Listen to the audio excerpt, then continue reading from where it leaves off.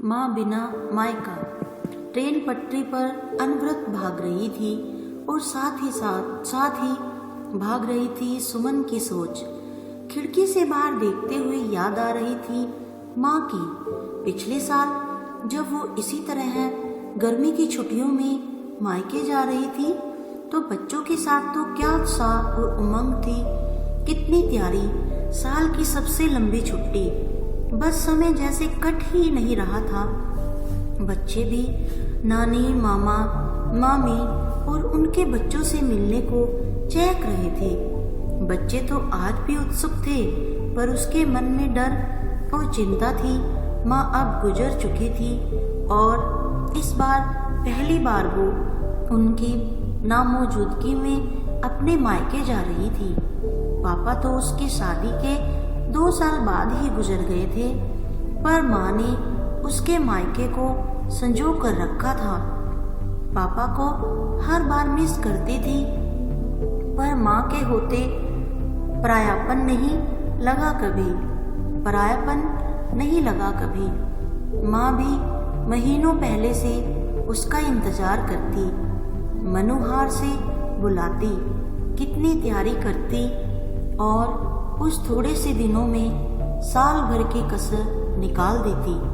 उसका छोटा भाई अमन और उसकी पत्नी रीति भी अच्छे थे, पर क्या अब भी सब वैसा होगा जैसा हमेशा होता था?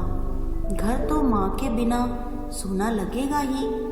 कहीं वो हक, वो अपनापन, वो उसके आने की चाह मनोहार कम तो नहीं हो गई होगी।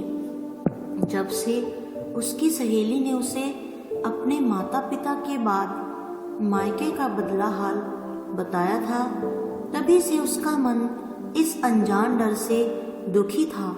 उसने यहाँ तक सोच लिया था कि अगर अच्छा नहीं लगा तो वो जल्दी वापस आ जाएगी। सोचते सोचते ही स्टेशन आ गया। अमन के साथ बच्चे भी लेने आए थे। घर पहुंची तो जैसे माँ बार बार गेट के चक्कर लगाती थी, वैसे ही रीति को पाया।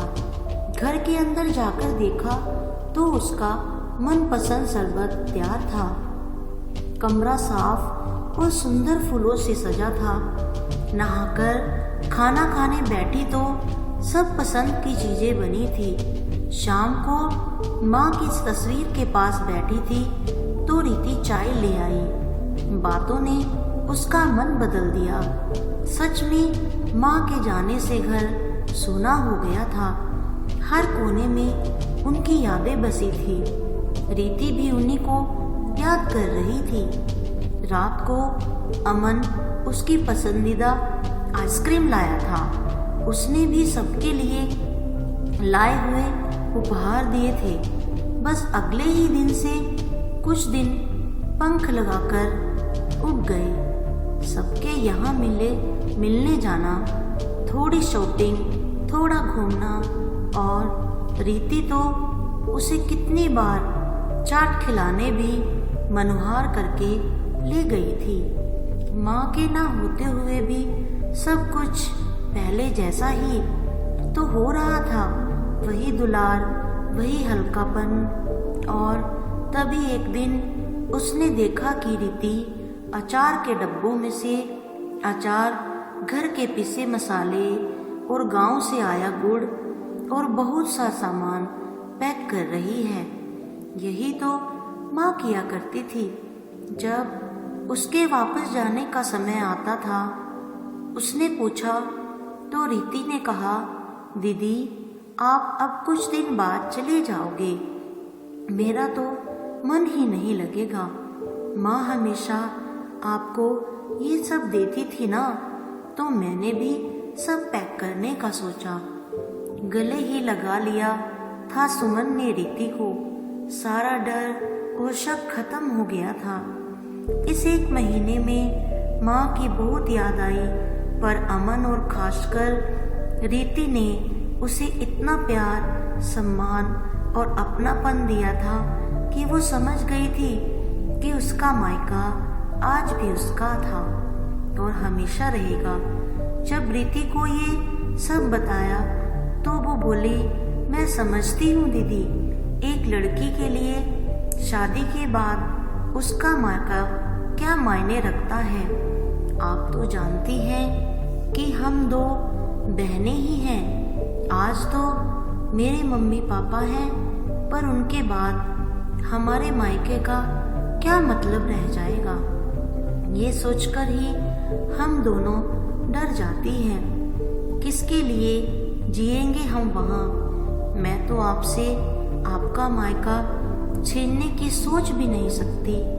लड़की ससुराल में दुखी हो तब मायका वो जगह है जहाँ वो अपना दर्द बांटती है, कुछ सुकून मिलता है और सुखी भी हो तो भी वही तो बचपन की यादें बसती हैं। जवानी के सपने, मस्ती, अल्हड़पन याद आता है।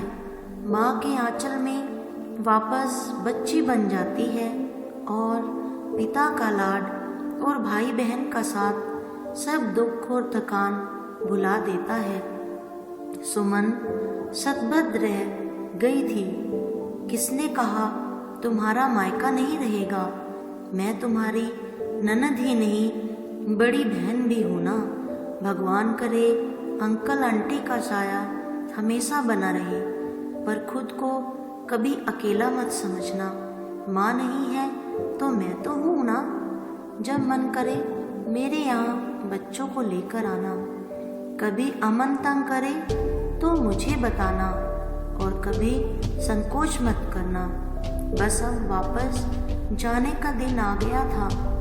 उससे ज़्यादा तो रीति रो रही थी।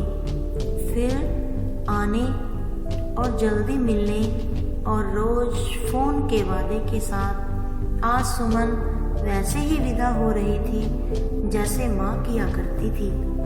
फिर आने के लिए सुमन भाग्यशाली है कि उसकी माँ के बाद भी उसके मायके में सब कुछ पहले जैसा ही था, पर सबके साथ ऐसा नहीं हो पाता।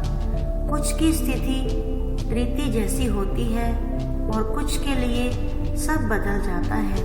पर अगर अमन और रीति जैसे सब हो, फिर सुमन जैसा प्यार देने वाले मिल जाएं, तो माँ की कमी रहेगी, पर माँ बिना मायका भी कभी पराया नहीं होगा।